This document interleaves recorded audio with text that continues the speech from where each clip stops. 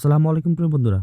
১৯ শতাব্দীতে টাঙ্গাইলের নাগরপুর উপজেলায় জমিদার যদুনাথ চৌধুরী কারুকার্যমণ্ডিত নাগরপুর জমিদার বাড়ি প্রতিষ্ঠা করেন। প্রায় ৫৪ একর জায়গার উপর এই নান্দনিক সৌন্দর্যে নির্মিত এই জমিদার বাড়ি থেকে চৌধুরী বাড়ির প্রথম পুরুষ যদুনাথ চৌধুরী ও তার বংশধর উপেন্দ্র মোহন চৌধুরী, জগদীন্দ্র মোহন চৌধুরী ও শশাঙ্ক মোহন চৌধুরী জমিদারিত্ব করতেন।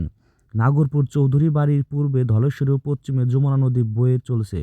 কথিত আছে যদুনাথ চৌধুরী নাগরপুরকে কলকাতার মতো করে সাজানোর পরিকল্পনা থেকেই নাগরপুর ও কলকাতার নৌপথকে কেন্দ্র করেই নাগরপুরে এই চৌধুরী বাড়ি নির্মাণ করেন। পরবর্তীতে উপেন্দ্র মোহন চৌধুরীর বড় ছেলে জমিদার সতীশচন্দ্র চৌধুরী নাগরপুর স্কুল, কলেজ, মন্দির, দাতব্য চিকিৎসালয়, খেলার মাঠ ও হাট বাজার প্রতিষ্ঠা করেছিলেন।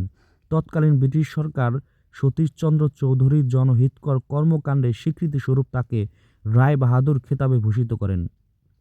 পাশ্চাত্য ও মোগল সংস্কৃতি মিশ্রণে নির্মিত ৪ তলা বিশিষ্ট নাগরপুর জমিদার বাড়িতে রয়েছে অসংখ্য ছোট বড় ঘর, যার অভ্যন্তরে সদৃশ্য শ্বেতপাথরে ছিল লক্ষণীয়। চৌধুরী বাড়ির অন্যান্য স্থাপনার মধ্যে মূল ভবন, নহবত খান, অতিথিমহল, শৈল্পিক কারুকার্য মণ্ডিত ছিল তালা বিশিষ্ট ঘোড়ার দালান। এই জমিদার বাড়ি দেখতে খুবই সুন্দর, খুবই মনোমুগ্ধকর। আপনারা যে কেউ চাইলে এই নাগরপুরের জমিদার বাড়িতে ঘুরে আসতে পারেন। বর্তমান এটিতে মহিলা কলেজ প্রতিষ্ঠিত করা হয়েছে। চারপাশটা গাছগাছালিতে এবং ফুলের বাগানে ভর্তি। আমি আপনাদেরকে একটু সময় নিয়ে দেখানোর চেষ্টা করতেছি, দয়া করে একটু সময় নিয়ে এই ভিডিওটি দেখবেন।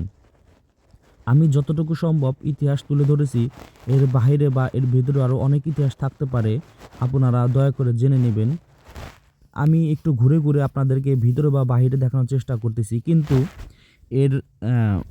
এর প্রতিষ্ঠানের ভিতরে কোনোভাবেই ঢোকা সম্ভব ছিল না, তাই আমি এর ভিতরে ঢুকতে পারিনি। প্রত্যেকটা কক্ষে তালা দেওয়া ছিল। এর আশেপাশে কিন্তু ফুলের বাগানও রয়েছে। এখানে কিন্তু আপনার গোলাপ ফুলের বাগান আছে।